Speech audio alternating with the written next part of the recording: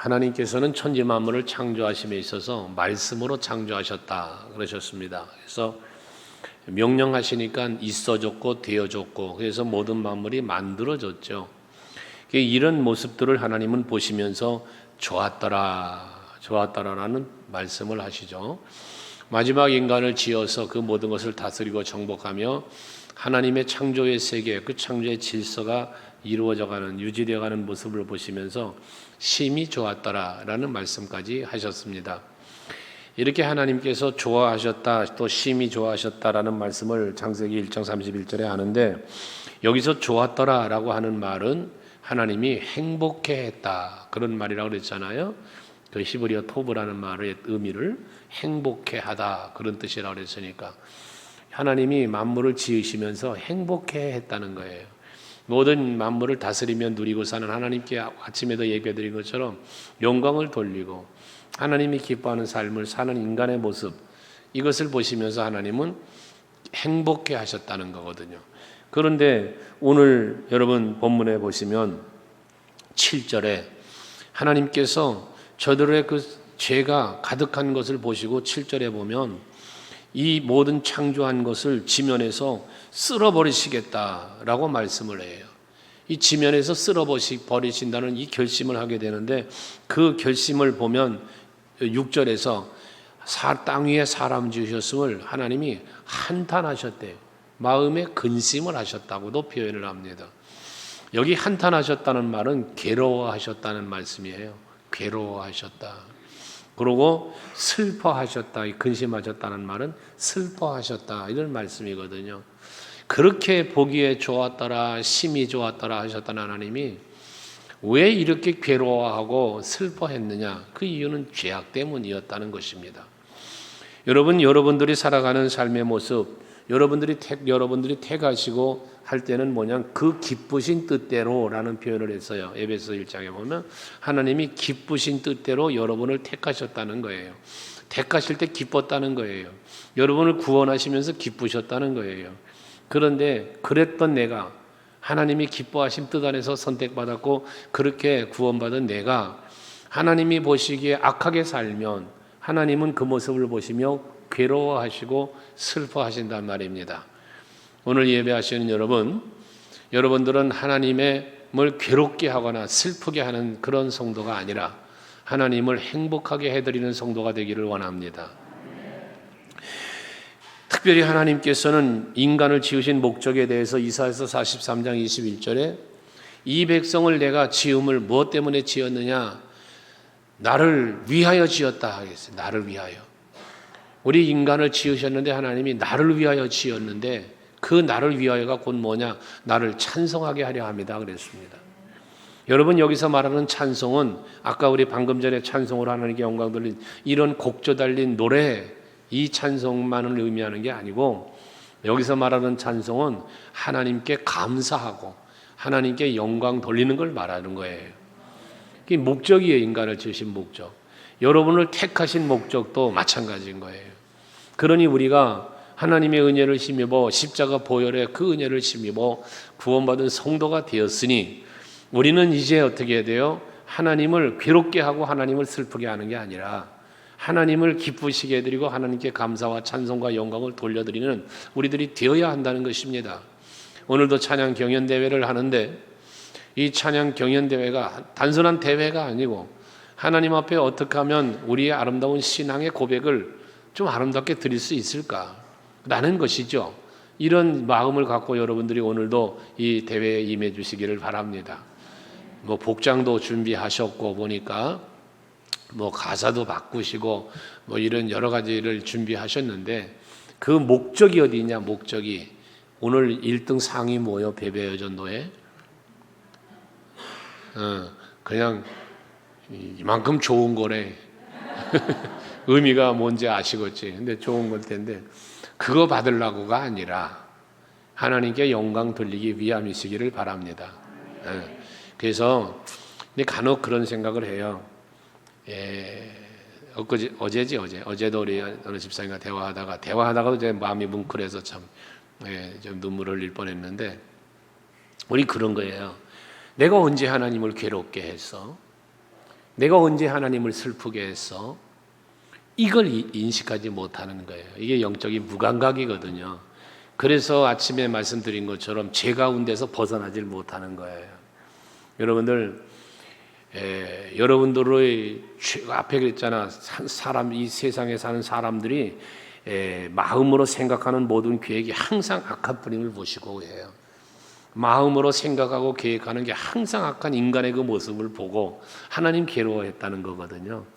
그러니까 여러분들이 항상 자신을 살펴서 내가 하나님을 괴롭게 하고 있지는 않나, 하나님을 근심하게 하고 있지는 않나, 이걸 한번 헤아리면서 살아야 될 것을 말씀하는 거예요. 하나님은 이처럼 은혜를 베푸시는데, 그래서 결국은 이들의 악한 죄악을 보고 하나님 괴로워하고 슬퍼하시며 심판을 하신단 말이에요. 근데 8절에 보니까 그러나 노아는 여호와께 은혜를 입었다라고 그랬어요. 여기 이 그러나라고 하는 이 말씀이 보세요. 그 정탐꾼의 말씀을 쭉 하시는 가운데 하나님이 뭐라고 하냐면 갈렙에 대해서 그러나라고 그래요. 거기도 그러나 내 종 갈렙은 저들과 달라서, 이 그러나라는 말씀을 써요. 디모데전서 6장 11절에 보면 그러나 너 오직 하나님의 사람, 여기 그러나라는 말을 써요. 그 오직 너 하나님의 사람이라고 말씀을 기록되어 있어요. 그 오직이라는 말의 의미가 바로 그러나라는 거예요. 그러나 원문을 보면 그러나라는 뜻을 갖고 있어요. 그러니까 여러분들요, 누가 뭐라 해도 누가 어떻게 해도 그러나 나는 하나님의 기쁨, 하나님의 영광을 위해서 살아갈 수 있는 여러분들이 되시자는 거예요.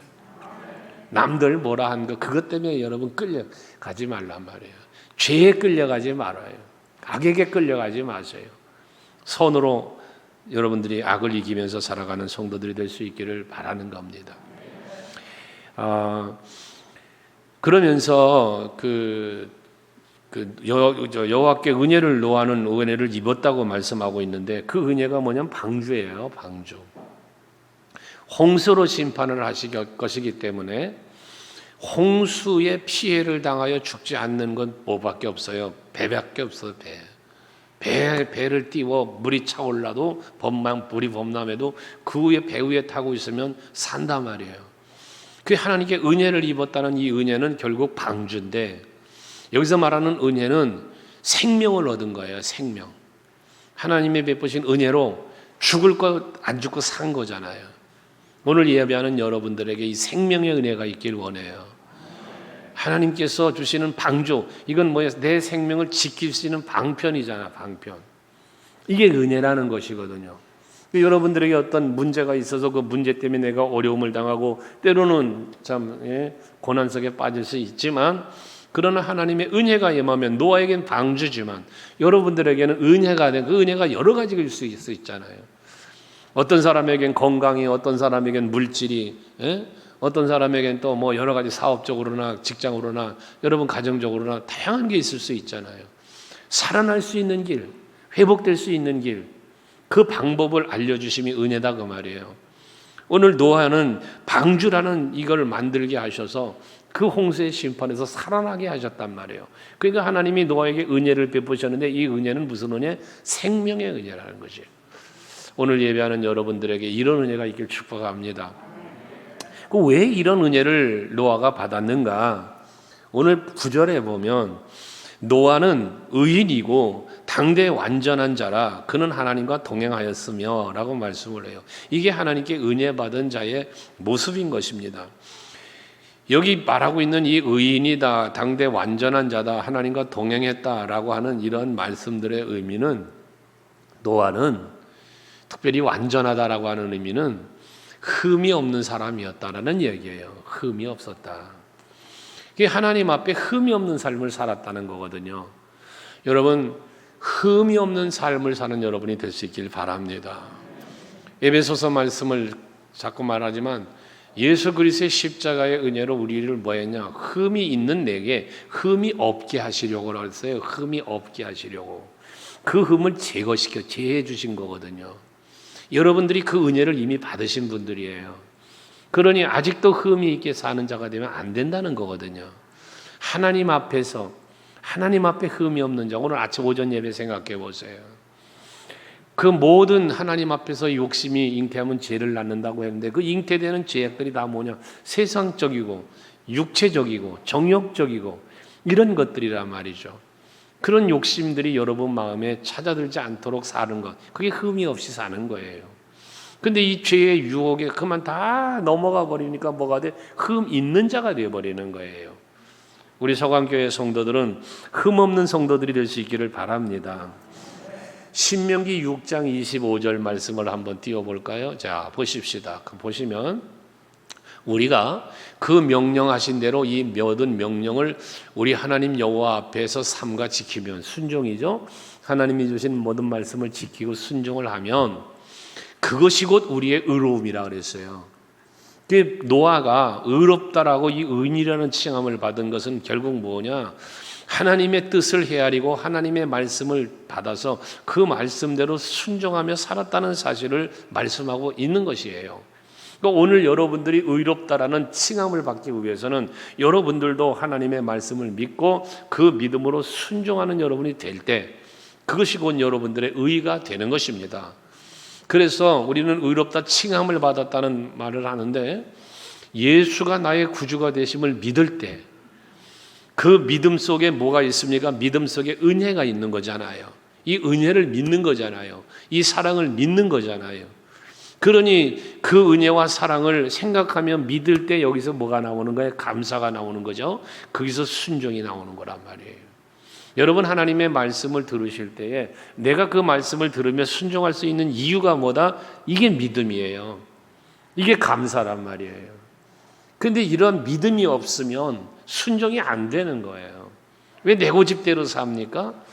하나님의 뜻을 분별하지 못했기 때문이에요. 하나님 사랑하고 믿지 않기 때문인 거예요. 오늘 노아의 의인을 이야기하는데요. 이 노아의 의로움의, 이 믿음과 의로움에 대해서 무엇으로 시브리 기자는 말하고 있냐면 방주를 만든 걸 갖고 말을 해요. 시브리서 11장 7절에 보면요, 믿음으로 노아는 아직 보이지 않는 일에 경고하심을 받아. 여기 아직 보이지 않는 일이 뭐요? 아직 비가 안 내리는 거예요. 아직 홍수가 안 난 거예요. 맑은 날씨예요. 배 만들기 좋은 날씨예요, 쉽게 얘기해서. 근데 그렇게 비가 보이지 않는데도 뭐 했어요? 믿음으로 경외함으로 또 말하면서 방주를 준비하여 그 집을 구원하였으니 이로 말미암아 세상을 정죄하고 믿음을 따르는 의의 상속자가 되었다라고 말씀합니다. 노아가 의인인 이유는 물론 방주가 만들어지기 이전 의인이라 칭함을 받았지요. 의로운 자라고 했으니까요. 그런데 그 믿음의 의가 어떻게 드러났습니까? 방주를 만들라고 말씀하신 하나님의 말씀대로 순종함으로 그 믿음의 의를 드러냈다 그 말이에요, 노아가. 그러니 여러분들이 의인이 되려면, 의인으로 인정받으려면 방법 없어요. 순종하는 것밖에. 여러분, 말씀에 순종해야 의인이에요. 말씀에 순종해야 믿음이 좋은 사람이에요. 하나님의 말씀 앞에 순종하지 않는 것은 결국은 믿음이 없는 사람이에요. 그 사람은 의인이라고 말할 수 없는 거예요. 자기 지식이나 뭔가 뚜렷하게 뛰어나고 사람들에겐 칭찬받고 인정받을지는 모르나 하나님 앞엔 믿음의 사람이 아닌 거예요. 의인이 아닌 거다 그 말이에요. 또 시편 37편 17절 말씀이죠. 여기 참 기가 막힌 말씀이 나와요. 악인은요, 악인의 팔은 부러진다는 거예요. 악인의 팔은 부러지나 의인은 여호와께서 붙드신다라고 말씀을 했거든요. 시편 37편에. 여기서 악인의 팔을 말할 때 이 팔은 뭘 상징하냐면 힘을 상징하는 거예요. 힘, 강함, 이걸 말하는 거거든요. 이게 부러진다는 거예요. 그래서 결국 악인의 팔이 부러진다고 했는데 이건 악인은 힘을 잃어버리게 되고 약해지게 된다는 거예요. 강한 것 같지만 그 죄와 악을 내가 거기서 벗어나지 않고 악을 행하는 이유는 뭐예요? 나의 욕심과 나의 강함, 뭔가 나를 지키기 위한 것 때문에 내가 더 남보다 더 나은 것 때문에 그걸 위하여 죄를 범하고 그것 때문에 악을 행한단 말이에요. 근데 그 팔은 부러진다는 거예요.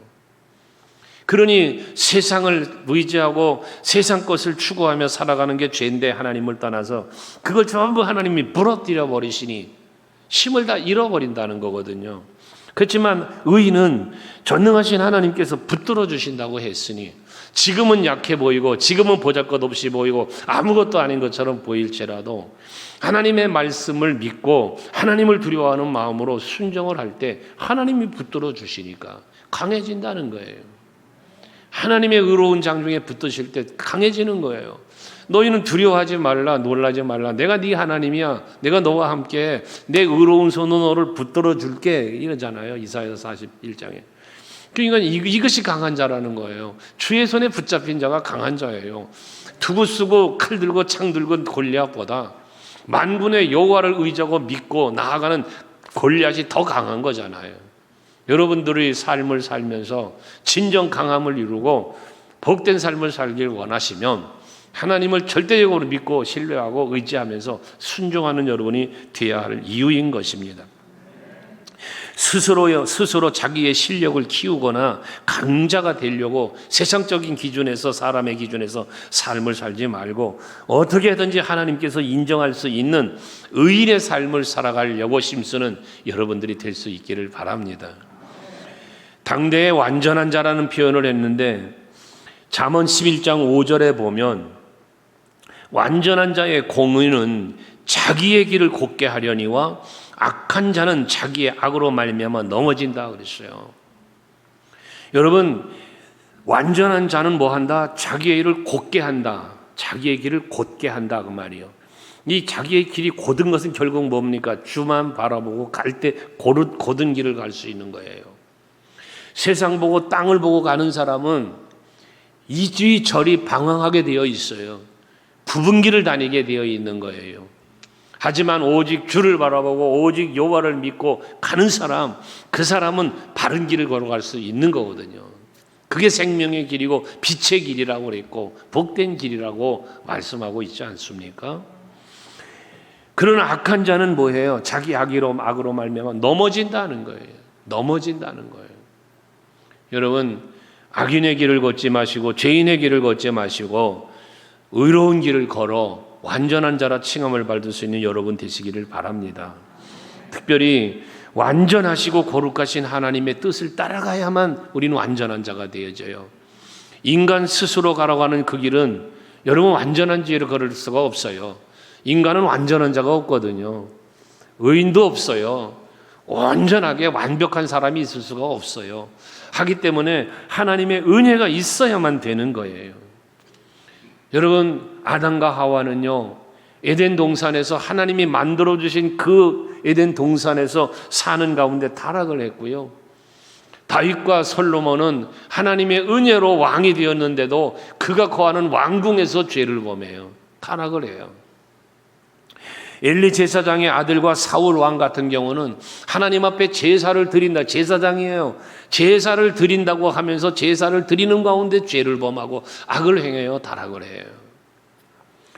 가룟 유다는 예수님을 추종함에 따르는 제자였어요. 예수님이 그에게 그거를 맡길 때는 얼마나 그를 신뢰해서 맡겼겠어요. 그런데 그는 그걸 감당하면서 범죄하고 타락을 했어요. 아나니아 삽비라 부부는 땅을 팔아서 하나님 앞에 봉헌을 해요. 예물을 드리면서 타락을 했어요. 그게 죽임을 당해요. 이거 뭘 말합니까? 우리 인간의 완전하지 못함을 말해주고 있는 것이거든요. 완전치 못함을. 그러니까 뭐 해야 돼요? 우리는 기도해야 되는 거예요. 하나님의 은혜가 있어야 나는 완전한 자가 될 수 있고 의인도 될 수 있기에 여러분 기도해야 된다는 거예요. 아침에도 말씀드렸잖아요. 우리는 죄의 유혹을 늘 받아요. 시험이 몰려올 때가 있어요. 이 유혹과 그 모든 미혹을 이겨낼 수 있는 힘, 이 기도밖에 더 있습니까? 그 밖에도 많은 사람들이 또 오늘날 우리 성도들도 실수와 실패, 범죄와 타락을 빠져가는 경우들이 있는데 그 원인을 말할 수 있다면 그것은 경각심을 갖고 하나님을 두려워하는 마음을 갖고 그리고 절제하지 못하는 가운데서 비롯되어지는 타락과 죄악을 보게 되어지는 것입니다. 여러분, 하나님의 시선에 하나님의 뜻에 하나님의 마음을 헤아릴 수 있는 그런 영적 경각심을 갖기를 원해요. 이걸 성경적으로는 경외함이라고 그랬어요. 경외함. 이게 있어야만 여러분들 완전한 자가 될 수 있어요. 그거 없으면 안 돼. 노아처럼 완전한 사람도 실수를 하잖아요. 뒤에 보면 홍수 끝나고 노아가 실수를 해요. 술에 취해가지고 그만 누워 잠들었는데 그 와서 자식이 보고 그러고 그걸 때문에 그 사건 때문에 자기 아들을 저주하는 이런 일까지. 이건 노아의 실수거든요. 완전한 자라고 칭함을 받았던 노아가, 의인이라고 했던 노아도 이렇게 실수하고 하나님 앞에 부끄러운 짓을 할 수도 있더라는 거예요. 하물며 오늘날 우리들이 근신하며 깨어있지 않으면 어떻게 된다는 거예요. 목사도, 장로님들도, 권사님들도, 집사님들도 다 무너질 수 있는 거예요. 실수하고 타락하고 범죄할 수 있는 거란 말입니다. 깨어있지 못하면 그런 거예요. 그래서 베드로전서 5장 8절에 사도 베드로는 근신하라, 깨어라. 대적 마귀가 우는 사자같이 두루 다니며 삼키자를 찾는다고 그랬잖아요. 여러분들도 사단 마귀가 삼키려고, 잡아먹으려고, 마귀의 도구를 만들려고 호시탐탐 노리고 있단 말이에요. 예배하는 이 시간까지도 그런 노리는 마귀가 있어요. 여러분 삶의 현장에 가서 그게 있어요. 교회 와서 봉사하고 여러분 맡겨진 직분을 감당하는 그 자리에도 마귀는 여러분들을 넘어뜨리려고 호시탐탐 노리고 있단 말이에요. 그러니 근신하고 깨어야 된단 말이에요. 내 생각 속에 찾아오는, 내 말 속에 튀어나오는 나의 작은 어떤 행동 하나하나에도 마귀는 그 호시탐탐 여러분 노리고 있단 말이에요. 에베소서 4장에서 그래서 뭐라 그래요? 마귀에게 틈을 주지 말아라. 마귀에게 틈을 주지 말라는 거예요. 아침 예배도 묵상한 것처럼 욕심이 잉태한 즉 죄를 낳고 죄가 장성하면 사망을 낳는다고 야고보 1장 15절 말하는 것처럼 여러분을 잘 다스려 경각심을 가지고 깨어서 근신하며 자기 욕심에 빠지지 않도록 절제하는 사람이 될 때, 자기를 잘 다스릴 줄 아는 사람, 내 마음을 잘 다스릴 줄 아는 사람, 내 욕심을 잘 다스릴 줄 아는 사람, 죄와 악을 잘 물리치고 구별하여 다스릴 줄 아는 사람, 이 사람이 바로 여러분 완전한 자가 되는 거거든요. 영원한 완전한 자가 되지 않더라도 적어도 여러분 예배하는 동안, 말씀을 듣는 동안, 그 말씀이 생각나는 동안 순간순간 여러분 완전한 자로 돌아와서 영원히 죄악 가운데 머무르고 끊임없이 죄를 범하는 자리에 머물러 있지 말고 그 자리를 박차고 일어서서 완전한 자의 자리로 나아갈 수 있도록 힘쓰는 여러분들이 되실 때 그게 바로 방주를 타는 거예요. 그게. 세 번째, 노아는 하나님과 동행을 했다라고 말씀하고 있는데요. 아브라함과의 언약을 하신 하나님께서는 이삭과 동행했고 야곱과 동행했고 그 아들 요셉과도 동행을 했습니다. 그래서 임마누엘의 은혜를 계속해서 베풀어 주시지요. 모세를 택하신 하나님, 그 모세와 함께 동행하시며 그 사명을 감당하게 하셨고 그 뒤를 이은 여호수아와도 하나님께서 또 동행하시며 하나님의 귀하신 역사 가나안 땅으로 인도하시는 은혜를 베풀어 주셨습니다. 그 위에 열왕의 왕들과 선지자들을 통하여 제사장들을 통하여 하나님께서는 지속적인 은혜를 베풀어 주셨지요. 그리고 오늘 우리들에게까지도 하나님께서는 은혜를 주셔서 항상 하나님의 은혜 안에 살게 해 주셨단 말이에요. 그러면 중요한 게 뭐냐? 동행을 했다는 건데요. 이 동행에 대한 말씀을 여러분에게 늘 하지만 하나님은 언제나 우리 곁에 동행하고 계세요. 여러분이 어디에 있든지 무엇을 하든지 하나님은 항상 여러분 곁에 계세요. 그런데 문제가 발생되는 게 뭐냐? 내가 그 하나님을 못 보는 거예요. 이게 문제인 거예요. 그래서 늘 말하지만 임마누엘의 하나님이 내 곁에 있다는 사실을 내가 발견하고 느낄 수 있고 깨달을 수 있으면 두렵지 않다니까요. 담대해진단 말이에요. 그리고 죄를 범할 수가 없어요. 하나님이 내 곁에 계신데 내 생각을 알고 있고 나의 모든 걸 다 듣고 계시고 보고 계시는데 어떻게 그 앞에서 죄를 범해요? 안 되는 거잖아요. 그 노아가 동행했다는 것은 그만큼 하나님을 인식하며 살았다는 거예요. 여러분이 그렇게 사시길 바라요. 여러분 성전에 있을 때뿐만 아니라 집에서 있어도 직장을 가도요, 어디든지 하나님 여러분 곁에 있어요. 그러니 그 하나님을 인식하면서 사시면서 죄와 멀어지시고요, 세상 염려 의심 다 버리시고요, 담대하게 살아가는 여러분 되시기 바랍니다. 그게 동행이에요. 시편 16편 8절 말씀 자주 말하죠. 다윗에 대한 이야기 아닙니까? 같이 읽어봐요. 시작.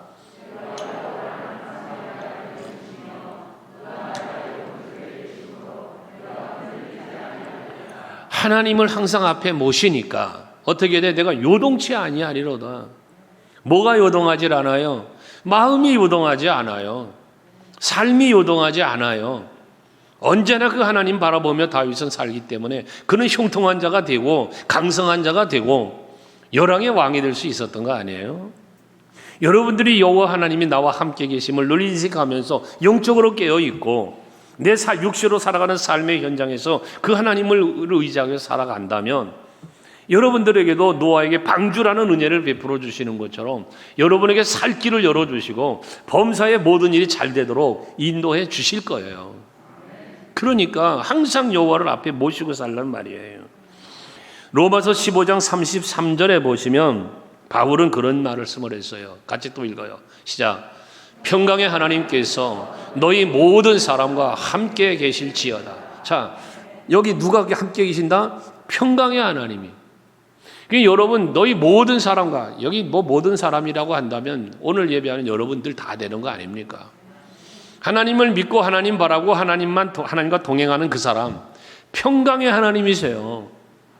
아침에도 말했죠. 예레미야서 29장 11절 말씀을, 너희를 향한 하나님의 생각은 평안이라, 재앙이 아니다, 미래에 대한 희망을 주기 위함이다 라고 했잖아요, 여러분.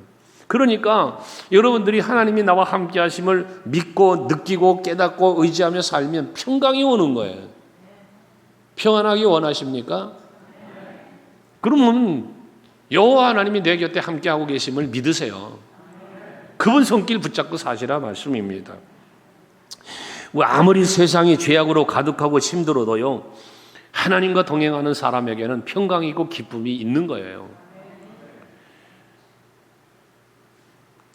시편 91편 15절 말씀, 우리 코로나19가 한참 시작되고 힘들 때 이 말씀 많이 묵상했던 말씀 아닙니까? 그가 내게 간구하리니 내가 그에게 응답하리라. 그들이 환난 당할 때에 내가 그와 함께하여 그를 건지고 영화롭게 하리라. 환난 당할 때 힘든 일이 있어요, 여러분. 가정이 어려워요? 자녀가 속썩여요? 여러분 사업이 어렵습니까? 뭔가 직장에 문제가 생깁니까? 앞날이 캄캄합니까? 뭔가 미래가 답답합니까? 이 말씀하시잖아요. 내가 환난을 당할 때에는 뭐 합니까? 하나님 앞에 간구하란 말이요. 그가 내게 간구하리니, 기도할 때 간구할 때에 내가 응답하겠다는 거예요. 그래서 그들이 환난을 당하는 그 가운데 있을 때 내가 그와 함께하면서 그들을 거기서 건지고 영화롭게 해주신다는 거예요. 여러분이 이 믿음 가지시길 바랍니다. 예. 그래야 하나님과 동행하는 삶에 기쁨이 있고 즐거움이 있어 사는 거 아닙니까? 사자굴에 던져지는 다니엘을 여러분 함께 하신 하나님이 건져내시잖아요. 살려서. 풀무불에 던져지는 그 친구들도 함께 하신 하나님이 그 가운데서 건져내시잖아요. 여러분들을 위협하는 풀무불, 여러분들을 무섭게 만드는 사자굴, 그거 두려워하지 마세요. 하나님이 함께 하심을 믿으시자 그 말이에요. 골리앗 보고 무서워서 떨며 도망가는 그 백성들, 그러나 그것보다 두려워하지 않고 담대하게 여호와의 이름을 의지하며 나아가는 다윗, 무슨 차이입니까? 함께 하신 하나님을 믿느냐 안 믿느냐, 그 하나님을 볼 수 있느냐 보지 못하느냐의 차이 아니었습니까? 오늘 우리 예배하는 여러분, 우리 서강교회 성도들은 언제나 하나님이 내 곁에 계시다는 사실을 늘 믿고 그 믿음으로 그 함께 하시는 주님의 손 붙잡고 그 능력과 자비와 긍휼을 의지하여 살아가면 영으로 육으로 이기는 삶을 사는 거예요. 네, 여러분. 그래서 로마서 8장 37절 말씀 그러잖아요. 그러나 이 모든 일에 우리를 사랑하시느니로 말미암아 우리가 어떻게 해요? 넉넉히 이기느니라. 이기는데 어떻게 이겨? 넉넉히 이기느니라. 여러분 바울에게만 주시는 이김이 아니에요. 오늘 예배하는 여러분 모두를 이기게 하시는 분이세요. 하나님이 이기게 하시는 하나님, 죄와 싸워 이기게 하시는 하나님, 세상과 싸워 이기게 하시는 하나님, 여러분 모든 싸움에서 이기게 해주신다고 하는데, 여러분 우리는 어떻게 해야 돼? 그러니까 싸워야죠. 싸워야 될 거 아닙니까? 피하고 도망하는 자가 아니라, 안 싸우려고 세상과 타협하고 죄와 타협하고 마귀와 타협하지 말고 싸우잔 말이요. 마귀와 싸웁시다. 세상과 싸워요. 인간의 욕심과 싸워요. 여러분 이것과 싸울 때 하나님은 이기게 해주시는 거예요. 내가 가만히 앉아있는데 그냥 하나님이 막 싸워줘요? 아니거든요. 돌멩이라도 붙들고 골리앗하고 싸우러 갈 때 이기게 해주시는 거잖아요. 범람하는 요단강물에 발을 내딜 때 갈라지게 해주시는 거잖아요. 300명밖에 안 되는 기도원 용사를 데리고 여러분 그 13만 5천이라는 연합군과 싸우러 나갈 때 승리하게 해주신 거잖아요. 그러니 여러분들 싸우고자 해야 돼요. 싸우고자. 엉뚱한 거 싸우지 말고, 예? 싸워도 꼭 이상한 것만 갖고 싸우는 게 문제예요. 예? 여러분 우리의 싸움의 대상은 혈과 육이 아니요 악의 영이라고 그랬잖아. 악의 영. 마귀와 싸우는 거요. 세상 권세자들과 싸우는 거예요. 여러분 이 모든 세상의 통치자 권세자들 이들과 싸운다고 말하는 것 지난 금요철 예배 시간에 얘기했잖아요. 여러분 말씀드렸잖아요. 세상 것과 싸우지 말고 여러분 우리는 뭐와 싸워야 돼? 엉뚱한 것 갖고 싸우지 말고 우리는 악과 싸워야 돼요. 악과. 그래서 악과 싸우려니까 악과 싸우는 건 뭐로 싸워야 돼요? 여러분 악과 싸우는 건 뭐로 싸워야 돼? 선으로. 그래서 로마서 12장이죠. 12장 17절인가요? 7절이야 17절이냐. 그거 보면 그러잖아요. 악으로 악을 갚지 말고 17절이래. 악으로 악을 갚지 말고 모든 사람 앞에서 선한 일을 도모해라. 그러니까 이 악과 싸우는 건 뭐가 돼요? 선이 되는 거예요. 선. 여러분 우리 소강교회 성도들은 하나님과 동행함 속에서 그 하나님이 원하시는 게 하나님의 뜻을 이루는 게 선이니까 그걸로 악을과 싸워 이겨서 늘 승리의 개가 부르면서 하나님께 영광 돌리고 여러분들에게 기쁘고 즐겁고 평안하고 행복한 일들이 넘쳐나는 우리 성도들 모두 되시기를 바랍니다.